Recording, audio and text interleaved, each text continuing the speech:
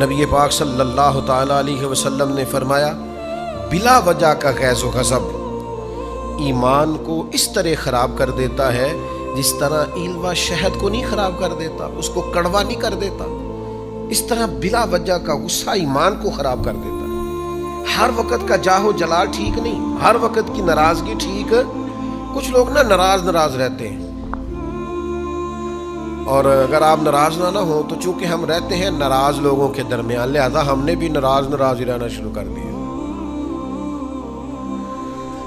ساری ناراض ہیں، کوئی کسی سے ناراض ہے تو کوئی رہتے جو ہر وقت دائیں بائیں ناراض ہوتے ہیں، تو لہذا ہم بھی ناراض ہی رہتے ہیں۔ اور اکثر بندے پوچھتے ہیں، کہتے تسی ناراض تے نہیں؟